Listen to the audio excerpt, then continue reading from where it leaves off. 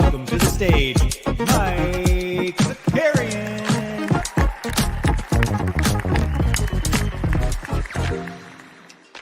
Good morning, party people. Welcome back. Happy Tuesday. If you're in the Northeast, happy snowy Tuesday. The snow is coming down this morning. All right. Little winter wonderland up in here on February 13th, which, as Snoop Loop points out, we've got two holidays to celebrate. It's Happy National Galentine's Day. It's also Happy Fat Tuesday. So look at us.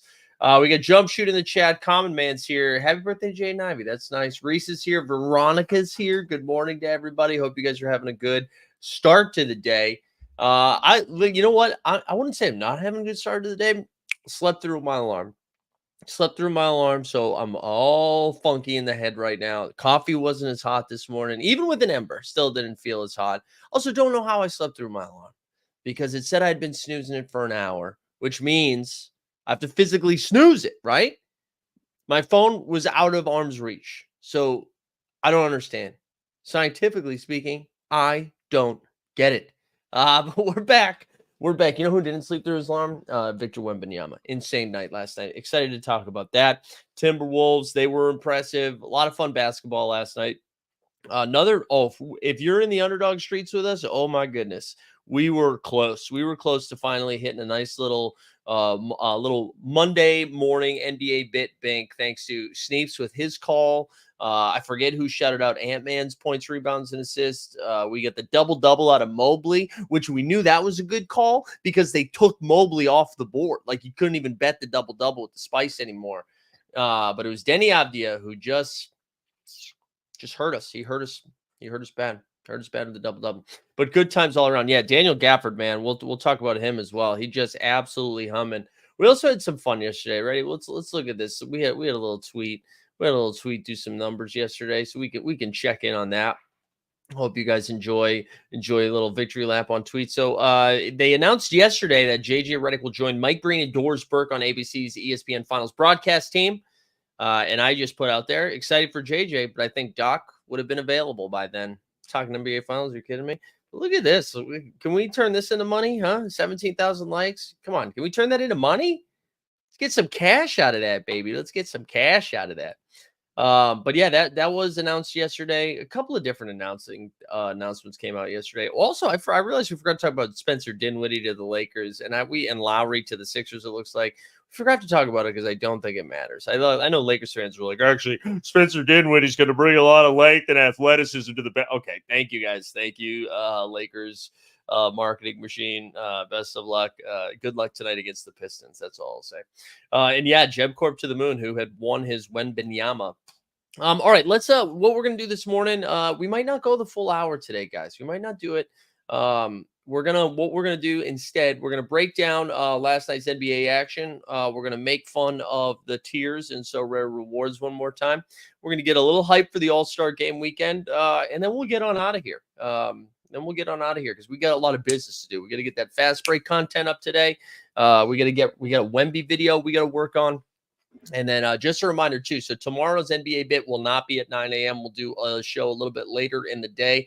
Time TBD. And then no evening shows yesterday. All right. Tomorrow. No evening shows tomorrow. Tomorrow's Valentine's Day. Go spend time with your loved ones or a television show or something that's not me because I'm not going to be doing any content. Okay. Have I gotten my Tatum All-Star Game jersey yet? No, not yet. I think I will be getting that in Indianapolis. And are you going for PAX today? No, I don't. No, I know. I'm not going to start today. But hey, listen, everybody seems to be printing off of everything. What can go wrong, right? What could go wrong? Oh, man. Again, this is so disappointing that the coffee is warm today. Even with the ember. The ember's not cooking like it should. Today is going to be a day where I go out and get coffee, I think. What is the delivery of the status on the desk? This is another good question, Jump Shoot. See, these are the times where it's okay for you to put in your nonsense in here. The desk is arriving, or the rest of the desk is arriving today. It should be arriving today. Let's see. Let's track our shipment. It was supposed to be here on Sunday, and then it was on Monday, and now it's supposed to be here today. Let's see. It says it's out for delivery. That basic frame is going to be here soon, baby. All right, so the basic, I don't know what the hell it's called. The drawer, I don't know. Anyways, yeah, the desk will be here. So later today will be a huge reveal of the new desk. All right, let's get into some of last night's sweet NBA action, all right?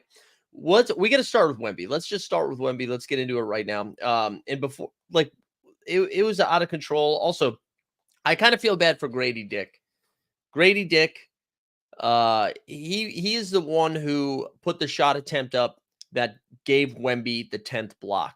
Now, I imagine when people are going through highlights this morning, the block that they're going to see the most of is probably that 10th one. We'll see that clip of being like, holy crap, Wemby just got a triple double after recording 10 blocks. You're going to see that Grady Dick layup. And he goes up and he I honestly thought it was a travel because it looked like he went up, it caught nothing. And then, like, I don't even know if it was a shot attempt. He just kind of like threw it up, caught it, and then tried to put it up again.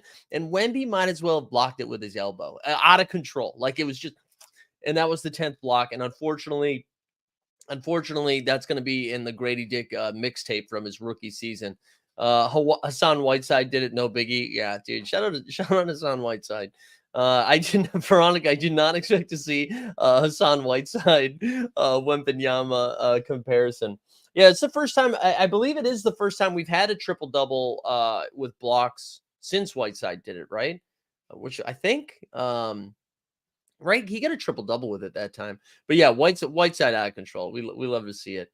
So the one thing we got to say about this team, the Raptors, man, I know this should be more about Wemby, but the Raptors are so bad. They are so. I mean, this game they were up like the Spurs were up like 15 the whole time. Scotty Barnes. And listen, I know there's a lot of Raptors fans in the chat, and I know everybody's like, oh, dude, you should all start. This was embarrassing. I honestly watching that game, they should have taken his all-star appearance away from him. It's happened a couple of times.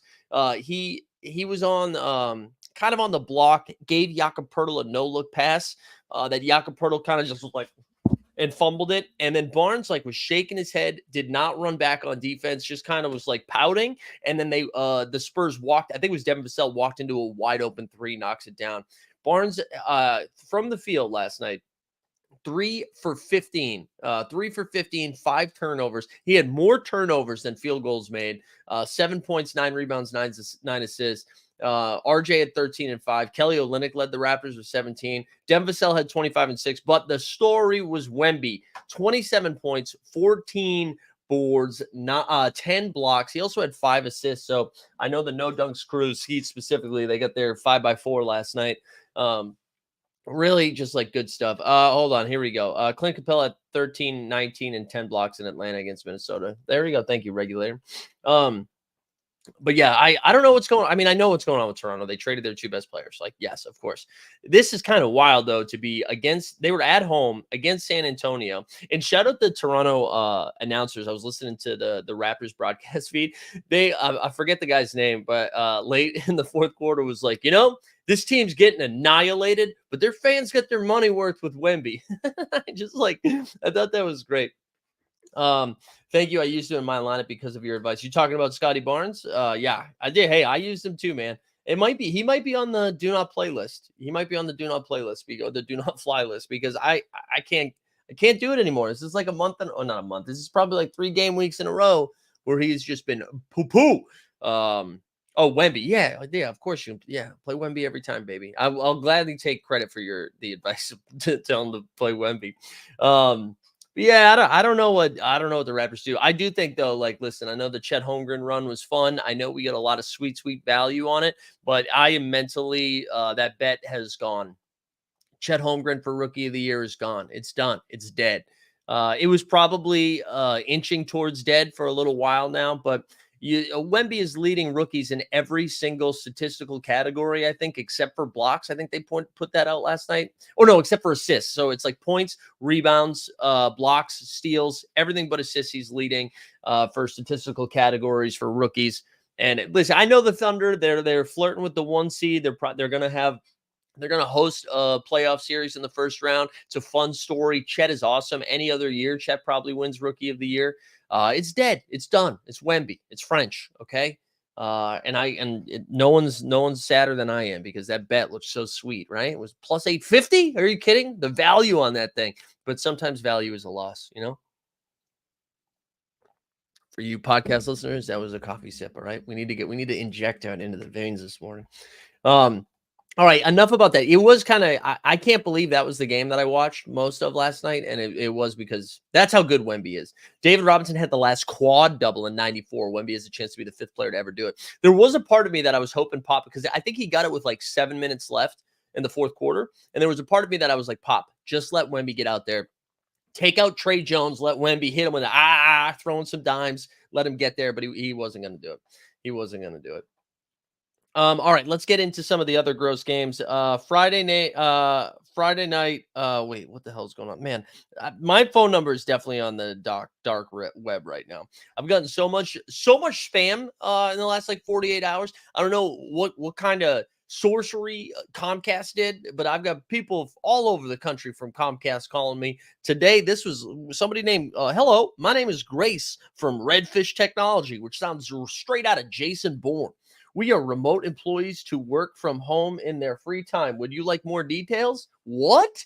What? Or the more details, what's my social security number? Hello, my name is Grace from Redfish Technology. We are remote employees to work from home in their free time, comma, would you like more details? No, not a chance, Grace.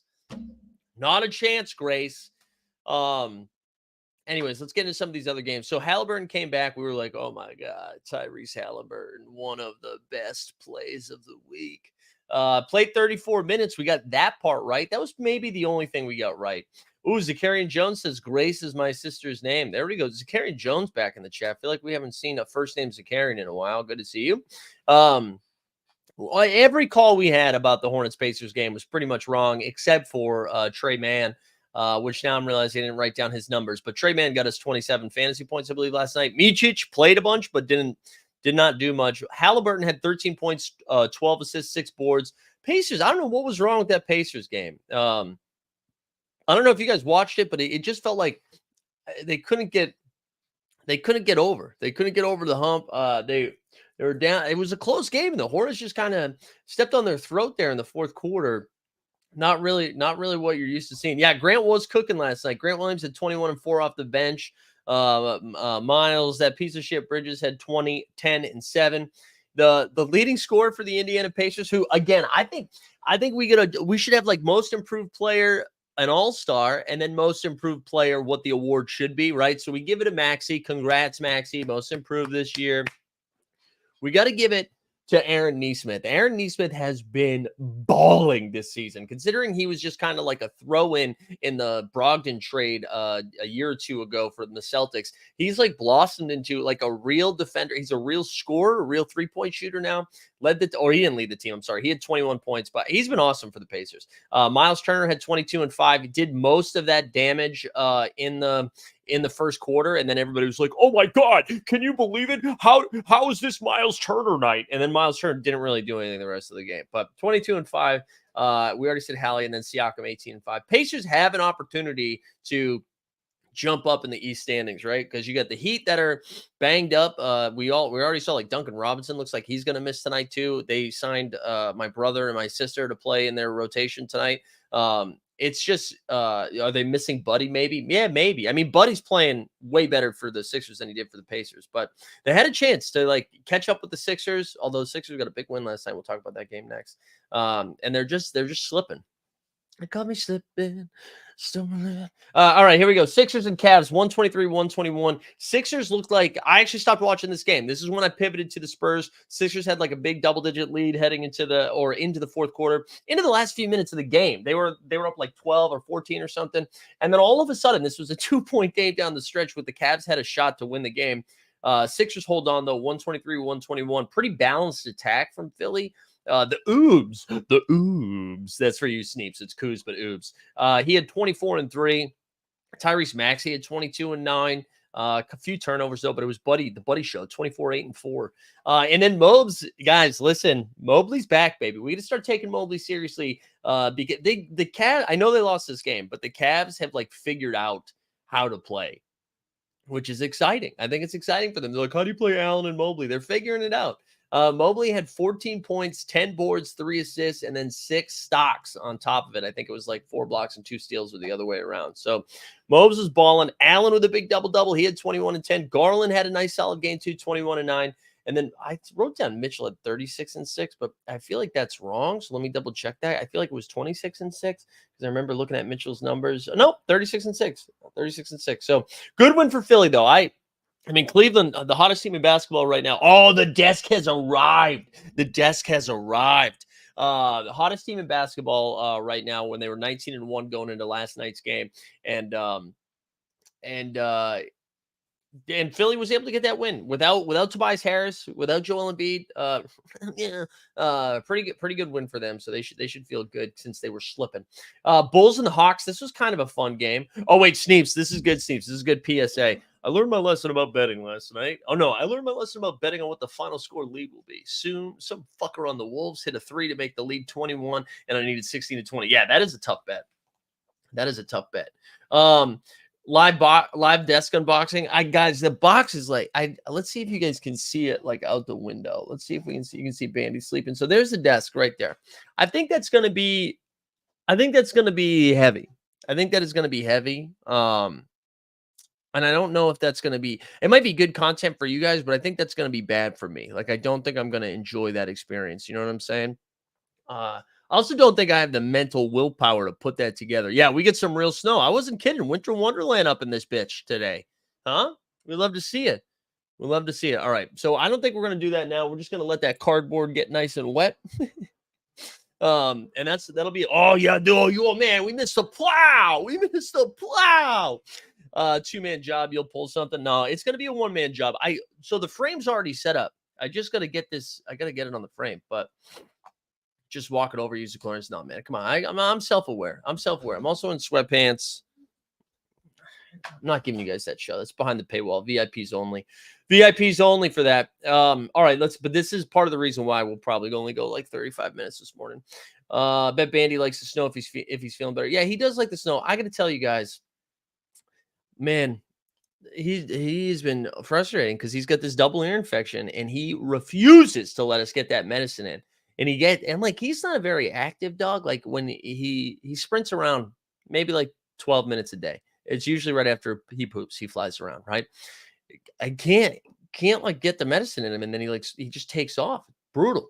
So I don't know what we're going to do. I don't know if he's feeling better. That's actually a good camera angle. We get some outdoors in the morning. Yeah, we can get, and I don't think it gave you too much information. Like you could find out where I lived, you know, you could be my neighborhood watch. We just do this like the Truman Show. No, Ed TV. Was it Ed TV? I mean, I know it's Ed TV. He knows he's on TV the whole time, right? Truman Show, he doesn't. That's the only difference between those two movies. That name again is Mr. Plow. All right, let's get back into it. What did we talk? Oh yeah, Bulls Hawks. This was kind of a fun one. ATL got out to a big lead. Looked like they were going to run around this stuff, run away with this stuff. And then the Bulls got hot there down the stretch. DeRozan finished really strong. Looked like he was going to have a disappointing game. He finished with 29-5. But the real story was Ayo DeSumo, baby. He was cooking. He had 29-7. Vucci Mane had 24-11. Kobe White, 27-4. Weird games from Trey. Trey had 19-14. DeJounte had a down game.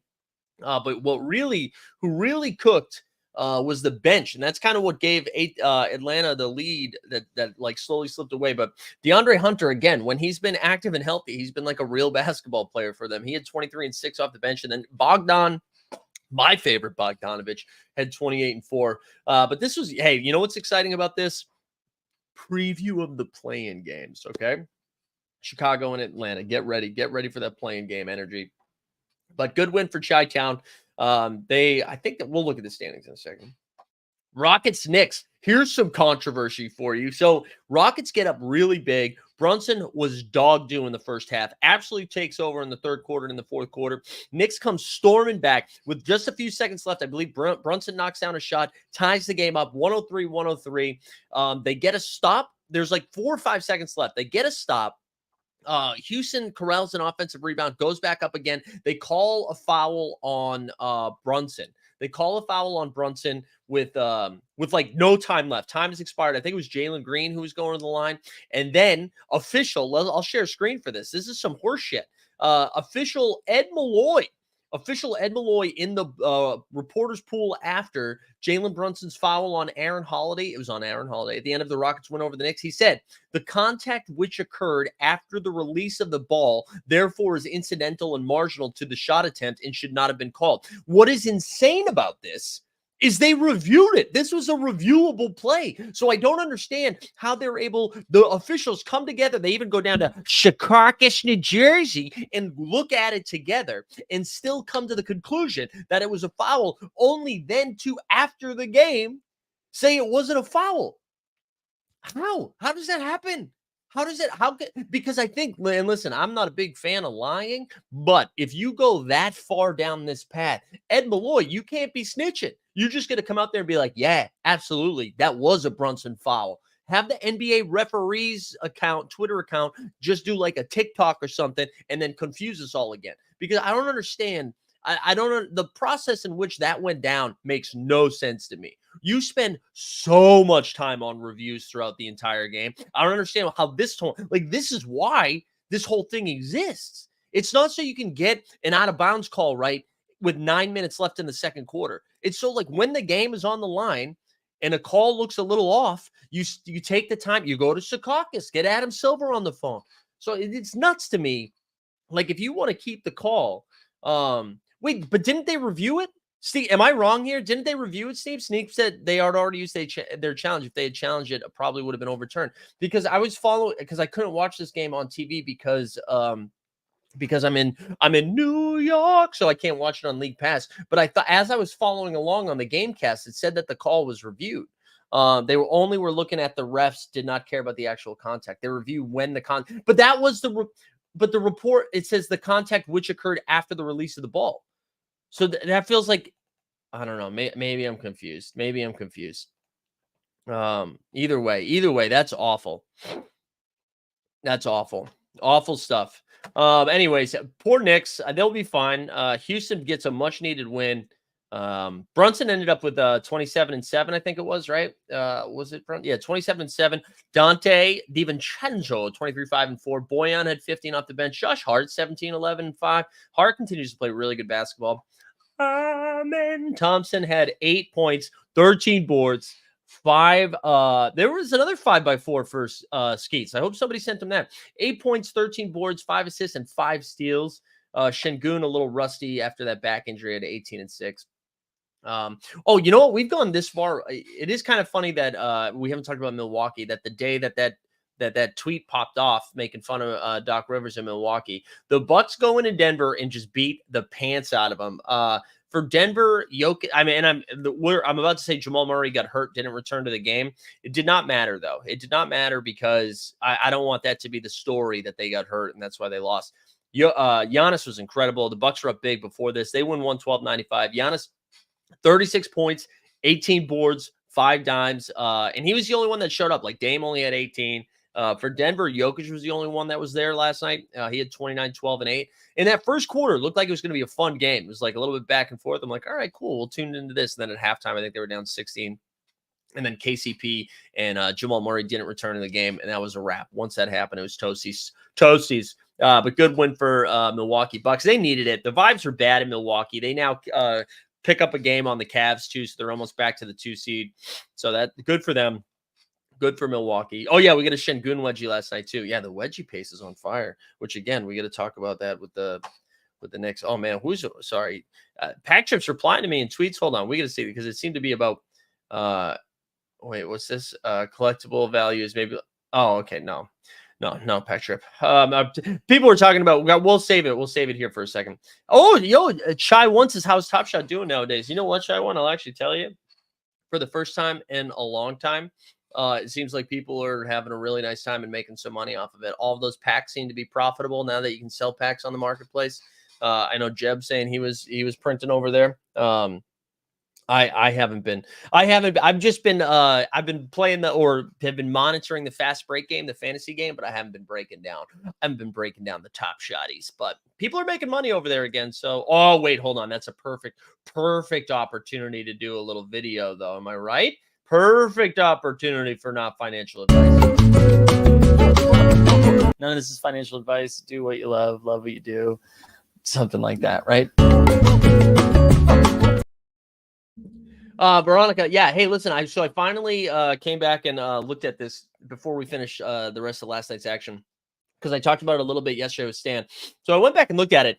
I did think I thought Jaylen Brown's play was dirty, and he's lucky Duncan Robinson didn't get seriously hurt, because that would have been a problem.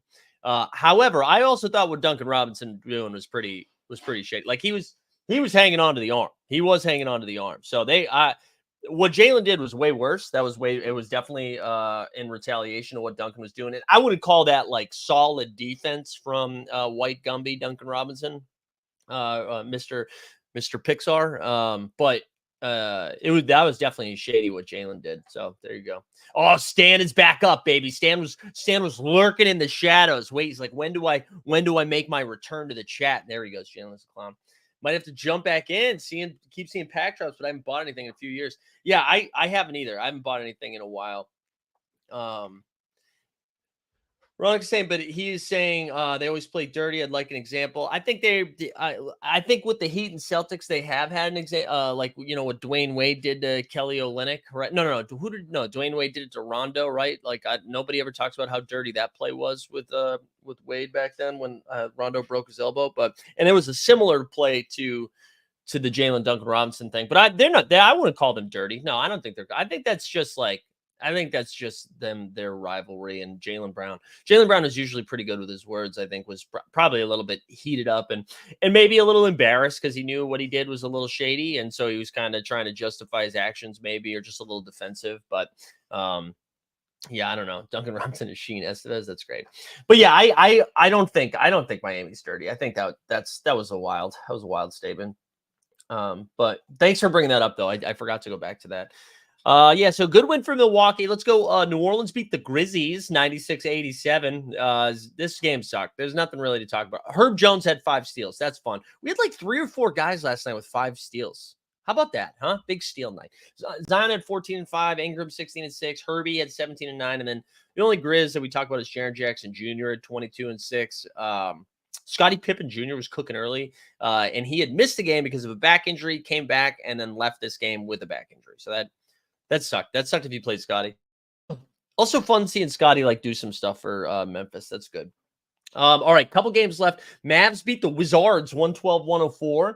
The Coos had 23 and 8. Wiz were fighting in this game. They were up early. Even late in the game, they were still holding on to a lead. And then the Mavs pulled away in the fourth quarter. Behind Luka had 26, 15, and 11. Nice big triple-double for Luka Magic. Oh, drop. We got to do the drop. Come on. What am I? I'm asleep at the wheel here. We talking about Luka triple-doubles? What are we doing? Luka Magic.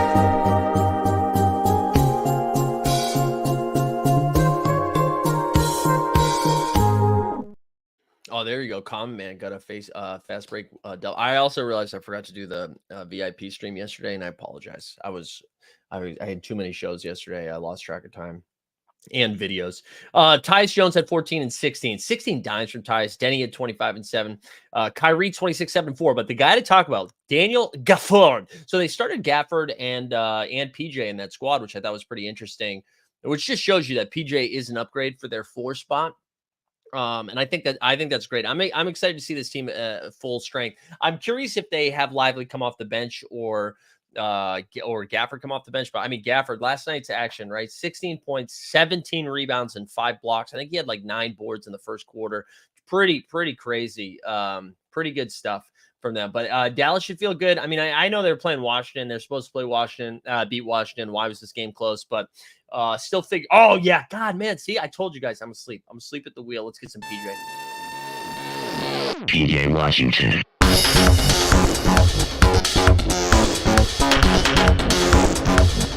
PJ Washington.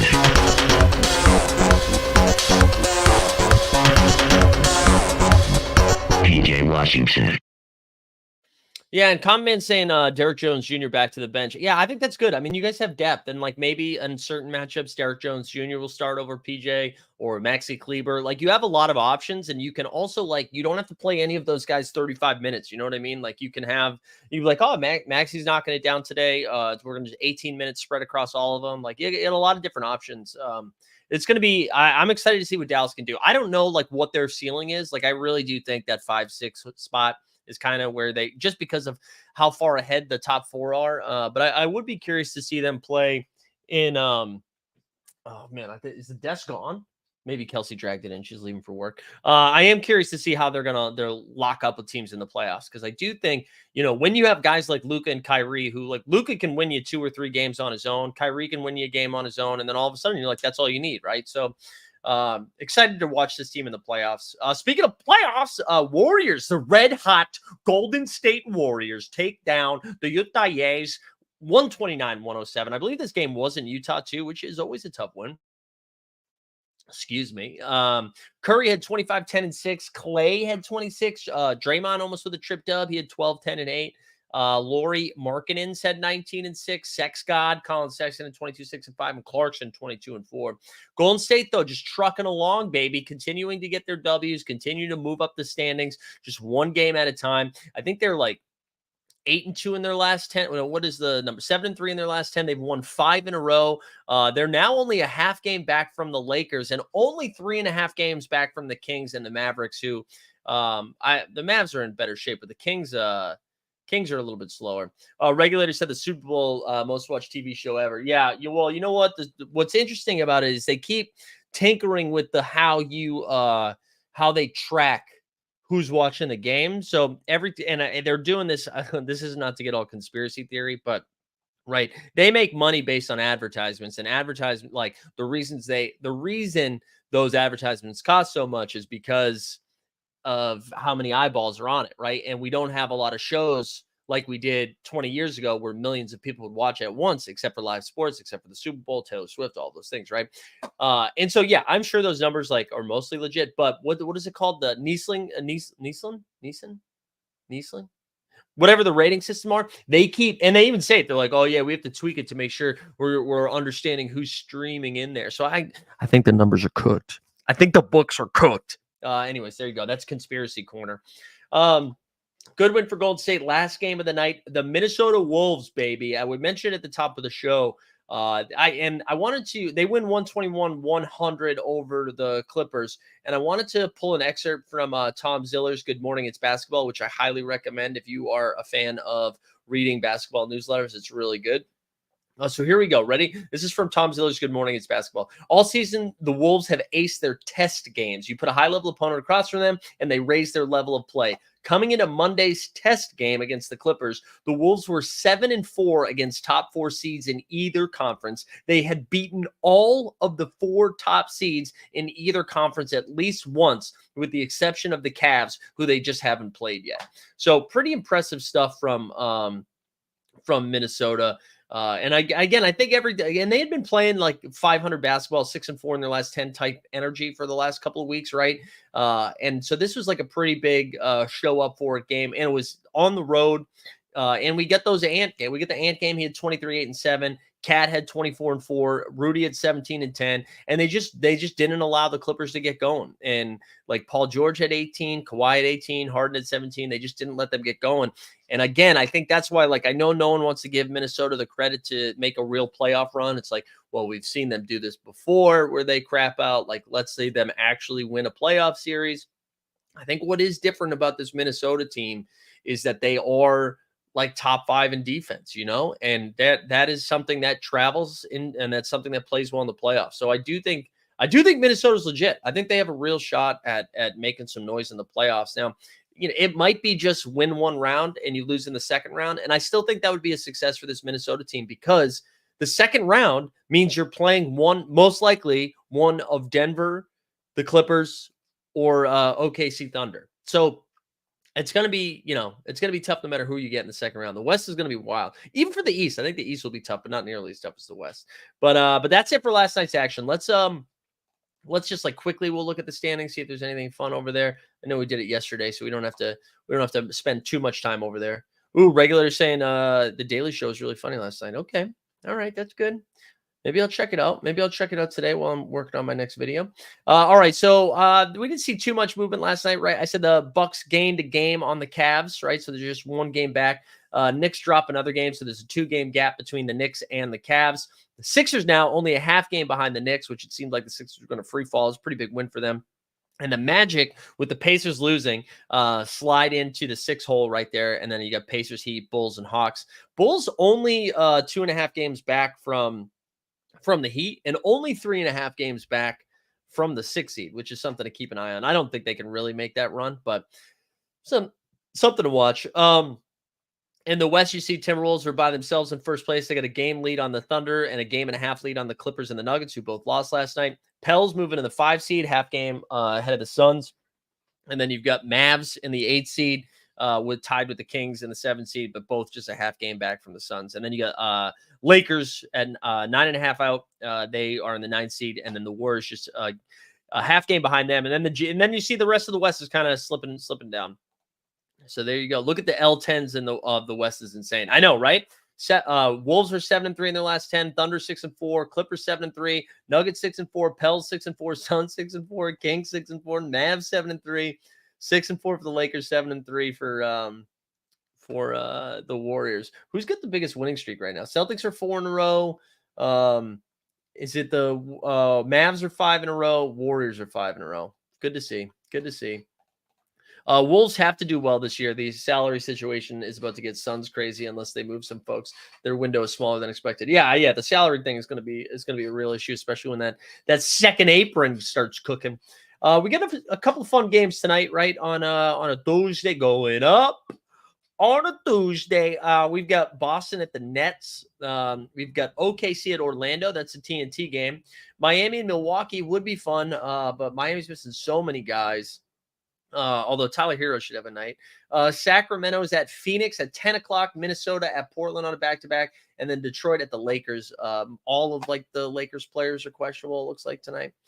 So there you have it. Let's take a quick So Rare ad read here, and because I'm gonna give you an ad read and then go make fun of So Rare here for a second. So we'll be right back. Today's NBA bit is brought to you by So Rare. Daily fantasy sports is annoying. Constantly paying attention to injury news, who's starting, who's sitting, and just having to remember to enter your lineups each and every day. With So Rare, you just have to enter your lineup once for each game week, and instead of having to pay an entry fee each time you enter a contest with So Rare, once you buy your cards, the tournaments are free. Each game week, you'll have a chance to win more card rewards to bolster up your roster. And this year, So Rare is introducing cash prizes. So sign up for So Rare today using the link in the description, and they'll start you with 20 free common cards. And by using our link, once you buy 5 cards from auction, they'll give you a 6th free. So sign up for So Rare today and see if you can take down Mike Sorarian.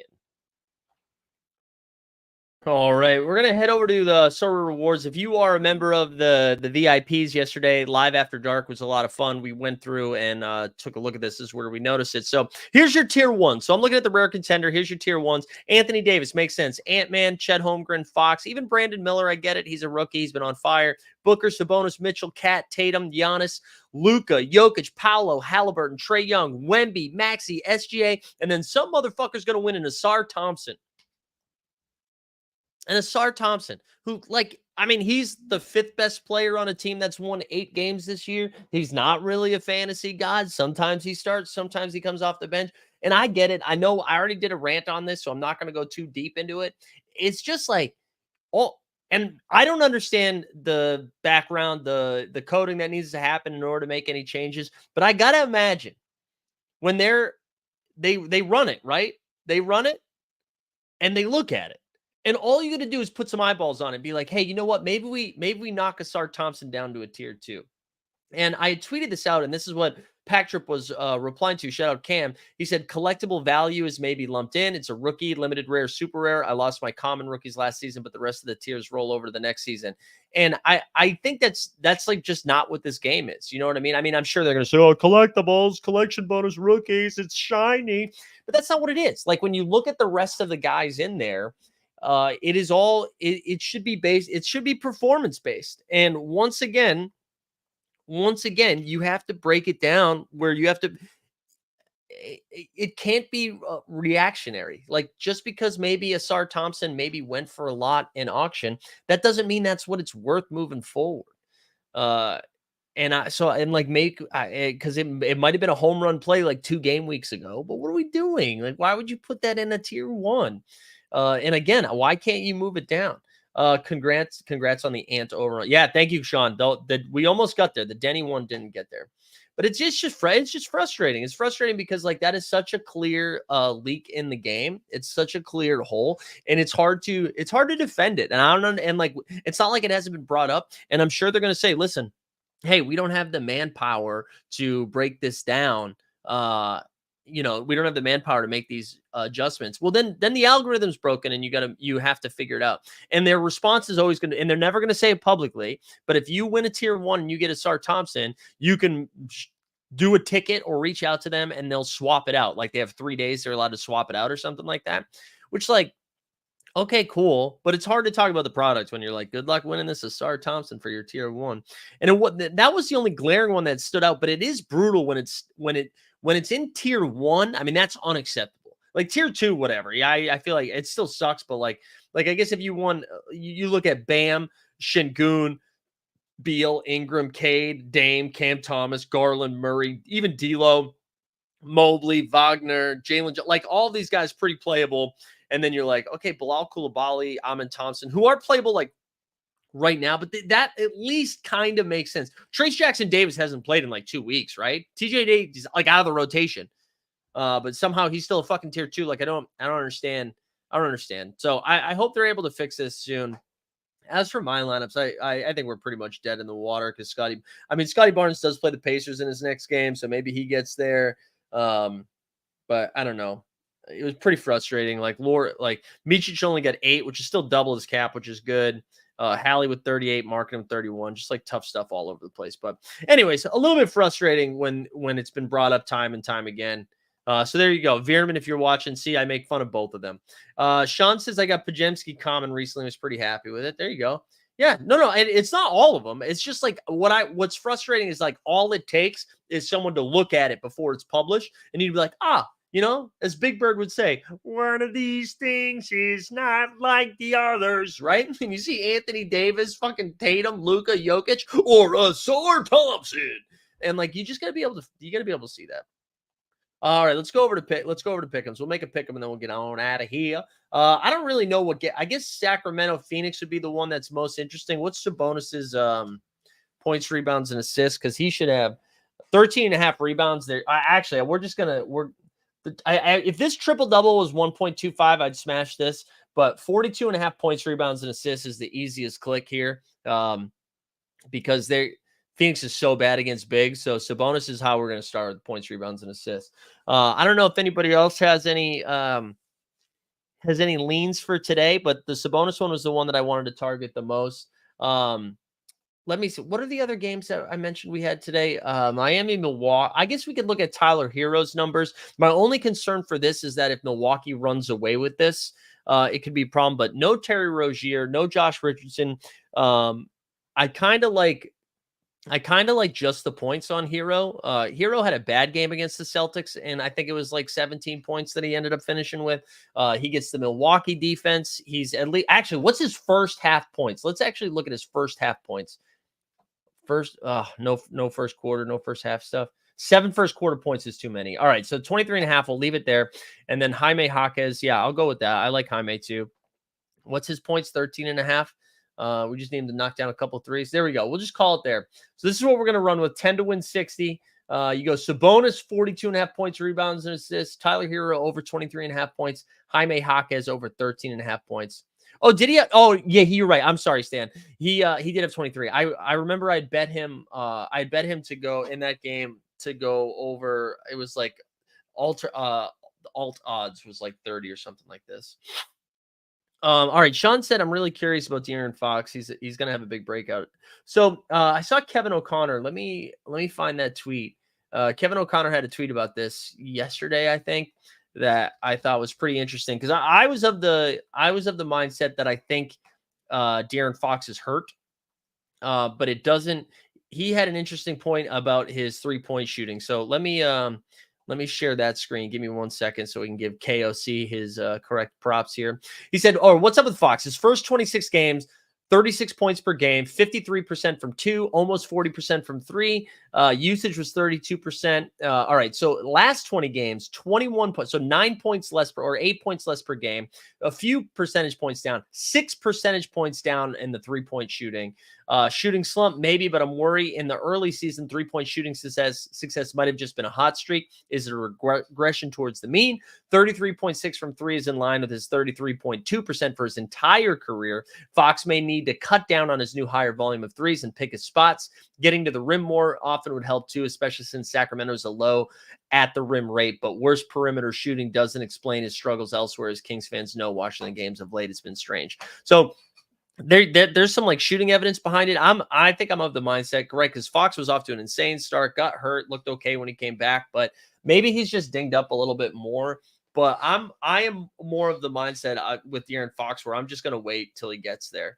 Like, I mean, his caps come so far down on So Rare that like I get playing him each game week. But honestly, it's crazy to say. I feel like he's more of a contender play than a champion play. He just does not have a ceiling right now.